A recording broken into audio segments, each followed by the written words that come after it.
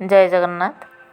आज आम गोटे पुराणा शाढ़ी रे गोटे लेहेंगा काटिबा। शाढ़ी लेहेंगा गोटे काटिबा। शाढ़ी मु आंचल टी काटिकी प्रथम बाहर कर देछि। तापरे गोटे पट साइड रे लेहेंगा टी काटिबा। जहार माप शाढ़ी रो माप लंबा जहाँ अच्छी से नहीं जिबे। मो अंटाटी अच्छी 40 रे ताको हम 12 पीस आम जोड़िबा।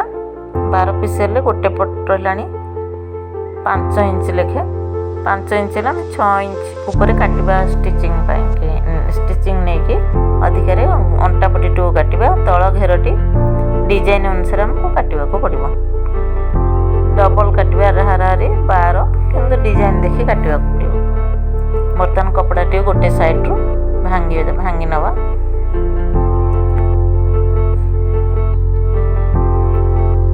लंबा जहाँ अच्छी से नहीं जीवा।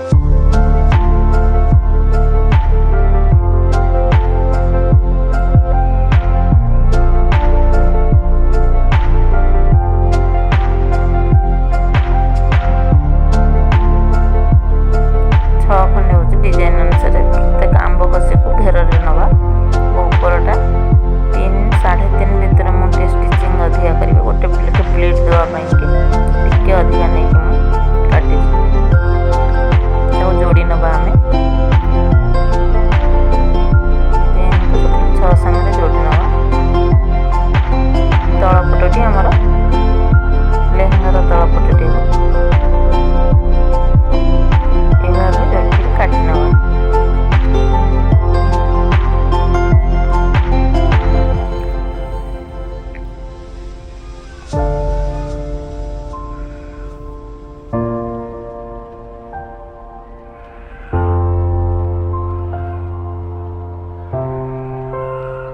गोटे गोटे पीस करी काटिबा को पड़िबो।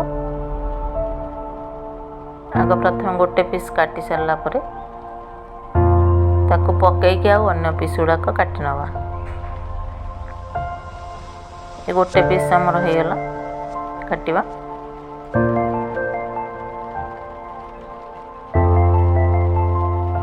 से शाढ़ी कपड़ा को आउ थे से डिजाइन अनुसार भांगिकी सेकेंड पट्टी मध्य काटिबा। ताको पकईकि काटी नवा।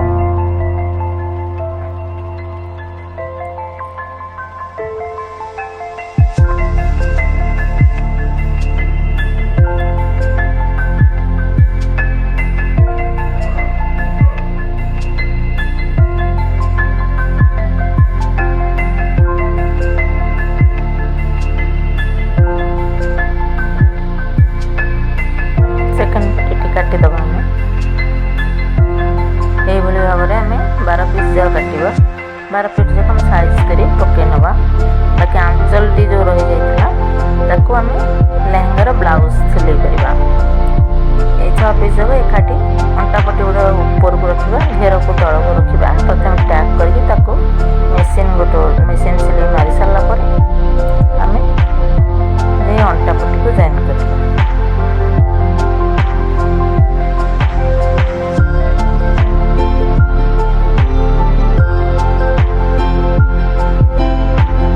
पट्टी गुड़ा जॉइन कर सारा ऊपर अंटापटी जॉइन करवा। 4 इंच अंटापटी नहीं भांगिक 2 इंच अंटापटी जॉइन करवा। बर्तमान आउ गोटे से पुराणा शाढ़ी मुझे जार बुलाणी लेहेंगार बुलाणी करने अधा मुझे यूज कर शाढ़ी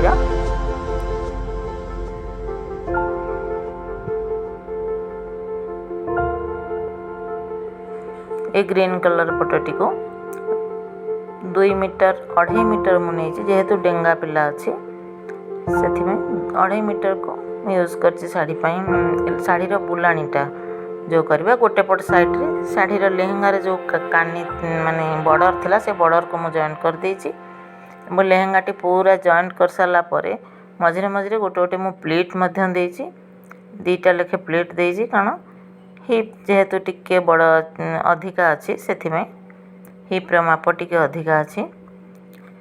जॉइन कर सारा तले आउ गोटे शाढ़ीर पुराणा लेस गोटे ग्रीन कलर मु जॉइन करछि। तार टिके अधिक लुक आसवाई जहाँ को मो शाढ़ीर ऊपर बुलाणी पार्ट रे गोटे साइड रे जॉइन कर नहीं। बर्तमान ताको से शाढ़ीटी को एपट साइड ए लेहेंगा शाढ़ी गोटे साइड्रे हम तो कुंच करके जॉइंट करवा तक मेसीन सिलाई करके आपण मानक देखेदेवी ये भाव कुंच करके चाखंड खंडे 10-12 इंच भितर आम तो जॉइन करनवा।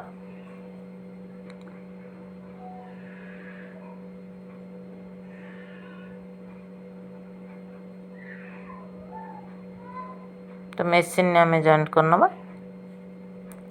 हाथ रे भांगी भांगी की कुंच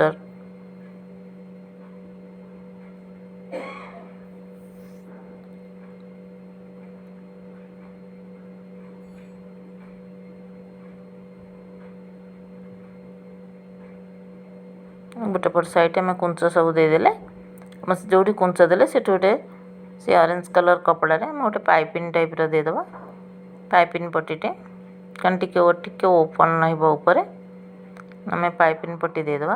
पाइपिंग पट्टी दे सारा पर लेहेंगार अंटा पट्टी देकी आम लेहेंगाटी जॉइंट करनवा। पाइपिंग पट्टी देदेबा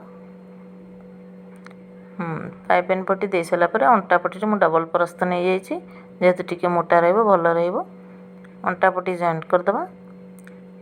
जॉइंट कर देकी लेहेंगाटी मध्य पूर्ण रूपे जॉइन करनवा। एभले अंटा पट्टी जॉइंट ताको मोड़िकी मध्य 4 इंच अंटा पट्टी से ताको मोड़ी देले 2 इंच रहिबो 2 इंच रही सारा पर लेहेंगाटी पूरा जॉइंट करनवा। बर्तमान लेहेंगाटी आमर पूर्ण रूपे तैयारी हो जाइए। देखंतु बहुत सुंदर देखा लेहेंगाटी शाढ़ीर लेहेंगा।